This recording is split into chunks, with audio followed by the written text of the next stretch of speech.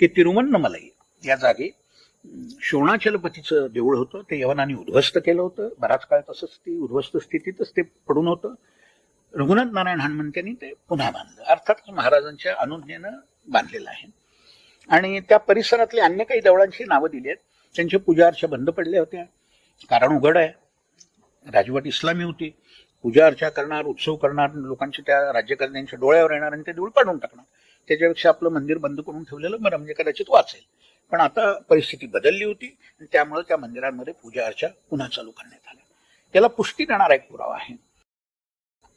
पुढं इंग्रजांच्या ताब्यात तो मुलूद गेला तेव्हा अर्काटचा कमिशनर विल्यम मॅकलिऑड यानं नारायण पिले नावाच्या माणसाला सांगितलं की इथला पूर्वीचे ज्या काही राजवटी होत्या त्यांचा इतिहास लिहून दे. त्यानं हिंदू मुस्लिम ही साधनं वापरून त्याचा ग्रंथ लिहिला. तो तमिळमध्ये लिहिला. कर्नाटक राज्यात त्याला सविस्तर चरित्रम असं त्याचं नाव आहे. त्याचं फ्रेंच अनुवाद आहे, पुस्तक प्रसिद्ध झालेलं आहे. त्यातली ही हकीकत आहे. त्यात असं सांगितलंय की या तिरुवन्नमलाईचं की तिथं शंकराचं जसं देऊळ होतं शोणाचलपती, तसं एक विष्णूचंही देऊळ होतं. तिथं पेरुमल म्हटलंय, पेरुमल म्हणजे विष्णूच. तर ही दोन्ही मंदिरं पाडून मुसलमानांनी तिथं मशिदी बांधलेल्या होत्या. शिवाजी महाराजांनी त्या पाडून टाकल्या.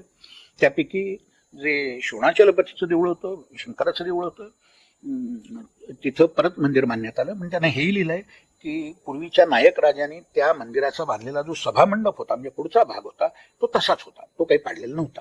आणि बऱ्याच ठिकाणी असं पाहायला मिळतं की मंदिराचं रूपांतर जेव्हा मशिदीत करतात तेव्हा बराच भाग तसाच ठेवतात, गाभारा पाडून टाकतात, पश्चिमेला एक भिंत बांधतात, नमाज या दिशेला तोंड करून पडायचं म्हणून, आणि मंदिराचं मशिदीत रूपांतर होतं.